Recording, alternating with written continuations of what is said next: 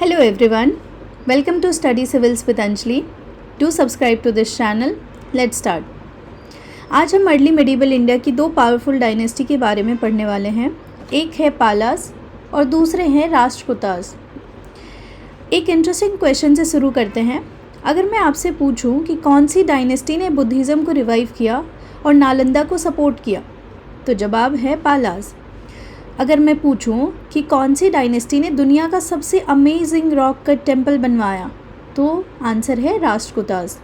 तो आज के लेक्चर नॉलेज, आर्किटेक्चर, बुद्धिज़्म और मिलिट्री पावर के परफेक्ट कॉम्बिनेशन के बेसिस पे है. तो चलिए शुरू करते हैं. सबसे पहले हम बात करते हैं पाला डायनेस्टी के बारे में. ठीक है, राइज ऑफ पाला. ओके क्लास, 8th सेंचुरी के बंगाल में पॉलिटिकल केओस था. 8th सेंचुरी में ना बंगाल में पॉलिटिकल केओस था. हर जगह इंस्टेबिलिटी थी. फ्यूडल चीफ एक दूसरे से लड़ रहे थे. लोग पीस चाहते थे. अब सोचो, आज किसी सिटी में law and order completely collapse हो जाए तो लोग मिलके एक स्ट्रॉन्ग लीडर चूज़ करें, है ना. एग्जैक्टली ऐसा ही हुआ.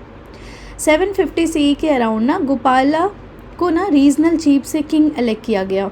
ये इंडियन हिस्ट्री के रेयर एग्जाम्पल में से एक है जहाँ ना रूलर इलेक्शन के थ्रू चूज़ हुआ. ठीक है, एकदम पहली बार ऐसा हुआ कि पब्लिक ने उनको चूज़ किया. अब मैं आपसे पूछती हूँ कि फाउंडर ऑफ पाला डायनेस्टी कौन हुए, तो गोपाला. कैपिटल इनकी कहाँ थी? पहले तो इनका था ना कैपिटल, वो था पाटलिपुत्रा. बाद में इन्होंने उसको कर दिया मुंगेर. ठीक है, पहले पाटलिपुत्रा था, बाद में मुंगेर. अब हम बात करते कि इनको पाला क्यों बोलते थे. इंटरेस्टिंग फैक्ट ये है कि डायनेस्टी के ऑलमोस्ट सभी रूलर का नाम ना एंड में पाला आता है, जैसे कि धर्मपाल, देवपाल, महीपाल, नारायणपाल, विग्रहपाल. इसीलिए ना डायनेस्टी का नाम ही पाला पड़ गया. अब इनकी रिलीजन की अगर हम बात करें तो Palas were strong supporter of Mahayana Buddhism. ये महायान बुद्धिज़्म के फॉलोअर थे. अगर अशोका बुद्धिज़्म के ग्रेट प्रमोटर थे तो अर्ली मेडिवल पीरियड में ना पालास बुद्धिज़्म का बिगेस्ट प्रोटेक्टर थे. अब धर्मपाल की बात करें अगर, तो सबसे इम्पॉर्टेंट रूलर में से एक माने जाते हैं ये. ठीक है, इनका पीरियड अराउंड 770 से 810 CE के अराउंड था. इनकी अचीवमेंट की अगर हम बात करें तो ये रहा. हाँ, इनकी अचीवमेंट बात करें तो इन्होंने ना एम्पायर को एक्सपैंड किया, कंट्रोल किया बंगाल एंड बिहार पे, इंटरवीन किया कन्नौज की पॉलिटिक्स में और पार्टिसिपेट किया ट्राईपार्टाइट स्ट्रगल में. ठीक है, तो क्लास धर्मपाल ने ना नॉर्थ इंडिया की किंग मेकर, मतलब कह सकते हैं कि वो किंग मेकर बन गए थे. अब बात करते हैं देवपाल के ऊपर. ये ना धर्मपाल का सक्सेसर था. एम्पायर इसके टाइम पे ना ग्रेटेस्ट एक्सटेंड तक पहुंच गया था. इनकी इन्फ्लुएंस जो था ना ये एक्सटेंड हो गई थी, असम, उड़ीसा, नेपाल रीजन तक चला गया था. पाला एम्पायर अपने पीक पे था इस वक्त. महीपाल की बात करें तो ये लेटर रूलर थे, रिवाइव किया डिक्लाइनिंग एम्पायर को, और ये फेमस है. वन ऑफ द एग्ज़ाम में ये पूछे गए हैं UPSC के. एडमिनिस्ट्रेशन की बात करें तो सेंट्रल एडमिनिस्ट्रेशन जो है पाला एम्पायर का, ये जो है सेंट्रल एडमिनिस्ट्रेशन था, लेकिन प्रोविंस में ना फ्यूडल एलिमेंट्स भी प्रेजेंट थे. सिंपल लैंग्वेज में कह सकते हैं कि किंग जो था वो CEO की तरह था और लोकल चीफ जो थे रीजनल मैनेजर की तरह काम करते थे, ऐसा हम बोल सकते हैं.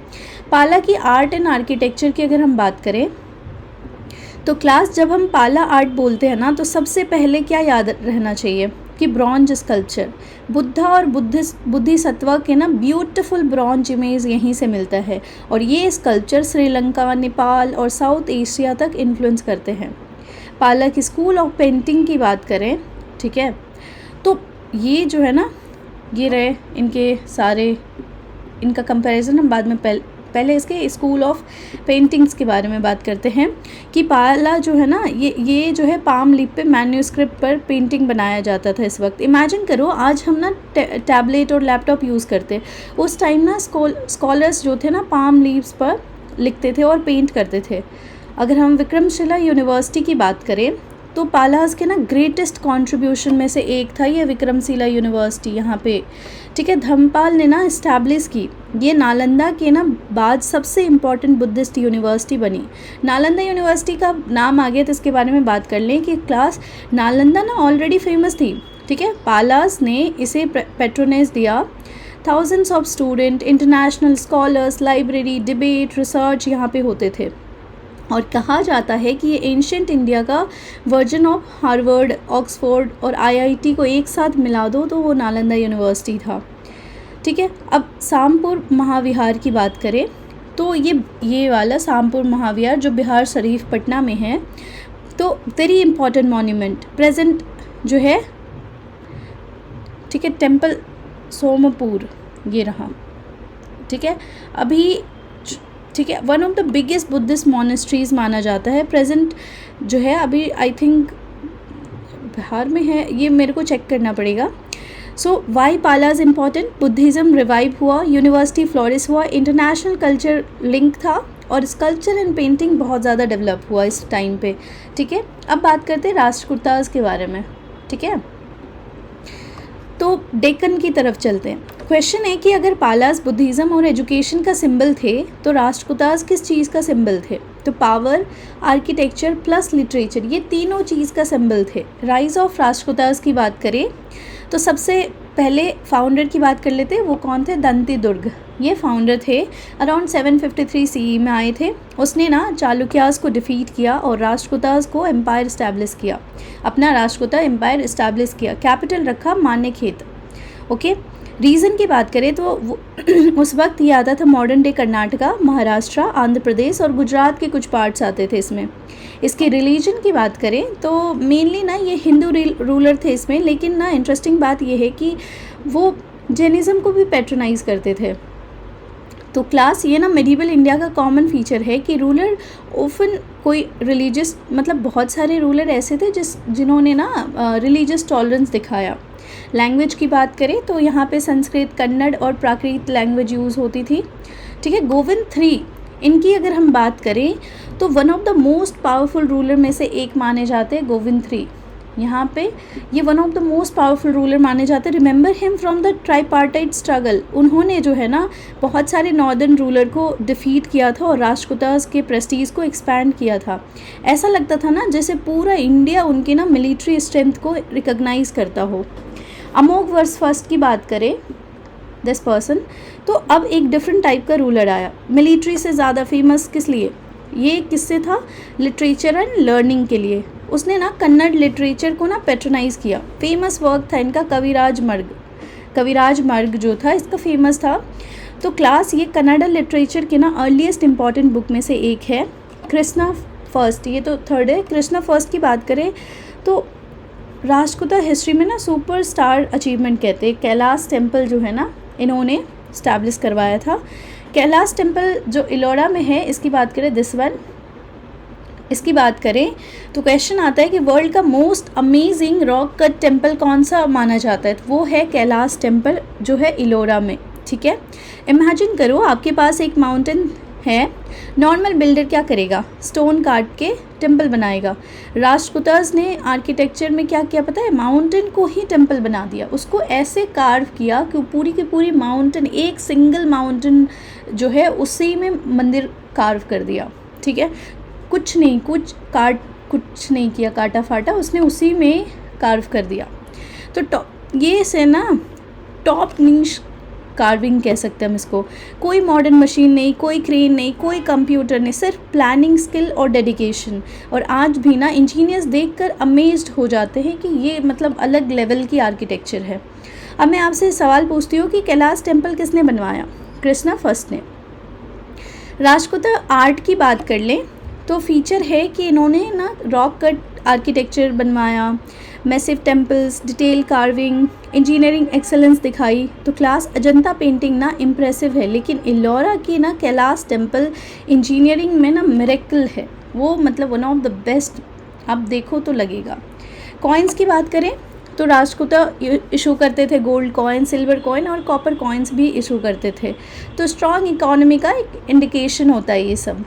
ठीक है, अब आता है कि क्यों ये इतना इम्पॉर्टेंट थे राष्ट्रकूटास, वाई देवर इतना ये लोग इम्पॉर्टेंट क्यों थे? क्योंकि ये पावरफुल एम्पायर थे, मिलिट्री सक्सेस था, आर्किटेक्चर था, कन्नड़ लिटरेचर था, जैन पैट्रोनेज थी। इनके ना अगर हम बात करें तो पालास बंगाल एंड बिहार में थे, बुद्धिज़्म को मानते थे, Nalanda and Vikramshila, bronze sculpture, Buddhist learning. ये इनके अगर हम कंपैरिजन की बात करें, और राजपूतास जो थे ये डेक्कन में थे, ठीक है। हिंदुइज़्म और जैनिज़्म था यहाँ पे। इनका बेस्ट क्या था, कैलाश टेम्पल था, कन्नड़ लिटरेचर था, स्ट्रॉन्ग मिलिट्री पावर था। एग्जाम्पल अगर ले तो अगर पालास एक वर्ल्ड क्लास यूनिवर्सिटी सिस्टम होते तो राजपूता एक वर्ल्ड क्लास इंजीनियरिंग कंपनी होता। मतलब इतना दोनों ही वन ऑफ द बेस्ट थे अपने फील्ड में। एक जो है हम बात करते हैं कुछ नॉलेज की बेसिस पे कि एक नॉलेज और एजुकेशन में एक्सेल कर रहा था, तो दूसरा ना आर्किटेक्चर और पावर में, दोनों ने अपने अपने रीजन को ना गोल्डन पीरियड दिया। अगर हम इसके सिग्निफिकेंस की बात करें, ठीक है, ये रहे पालास का अचीवमेंट कि इन्होंने पैट्रोनाइज किया बुद्धिज़्म में और स्प्रेड किया तिब्बत, साउथ एशिया, इन सब जगहों पे इन्होंने स्प्रेड किया। ये रॉक कट केव में थे राजपूतास, ये प्रमोट किए कन्नड़ लिटरेचर को, कविराज मर्ग इशू किया ब्यूटीफुल कॉइन को, ठीक है, मिलिट्री पावर, लार्ज एम्पायर, ये सब। अगर हम इसकी सिग्निफिकेंस की बात करें क्लास, तो ये डायनेस्टी ना सिर्फ किंगडम नहीं थी, ये कल्चरल पावर हाउस थी। पालास ने ना बुद्धिज़्म को सर्वाइव कराया, राजपूतास ने इंडियन आर्किटेक्चर को न्यू हाइट तक पहुंचाया। आज भी नालंदा, विक्रमशिला, सोमपुर महाविहार, कैलाश टेम्पल इन डायनेस्टीज़ के ग्रेटनेस को ना प्रूव करते हैं। So if we quickly revise, तो फाउंडर ऑफ पाला डायनेस्टी कौन थे, गोपाला, ठीक है। ग्रेटेस्ट पाला रूलर कौन थे, Dharmapala and Devapala. Which religion did Palas strongly support, तो महायान बुद्धिज़्म। फेमस यूनिवर्सिटी कौन था, तो नालंदा एंड विक्रमशिला। फाउंडर कौन थे राजपूतास के, तो वो थे दांती दुर्ग। कैपिटल कहाँ था, मान्यखेत, ठीक है। ऑथर कौन थे, कविराज मार्ग के अमोघ वर्षा फर्स्ट। बिल्डर कौन थे कैलाश टेम्पल के, तो Krishna first. Okay, so if we conclude this lecture class, तो Palas and Rajputas were two shining pillars of early medieval India. Palas spread knowledge and Buddhism, and Rajputas ने बिल्ड किया आर्किटेक्चरल वंडर्स एंड उन्होंने literature को अलग level पे ले गए। And एक ने इंडिया को ग्रेट यूनिवर्सिटी दिया, तो दूसरे ने इंडिया को one of the greatest temple ever build किया। एंड टुगेदर उन्होंने बनाया अर्ली मेडिवल इंडिया को कल्चरली रिच बनाया, intellectually vibrant and architecturally magnificent बनाया। एंड नेक्स्ट लेक्चर में हम बात करेंगे चोलास के बारे में, उसके राइज, उसके एक्सपेंसन, ये सारी चीज़ें हम डिटेल में देखेंगे। So if you like this lecture, do subscribe to this channel. Till then keep learning. Thank you so much.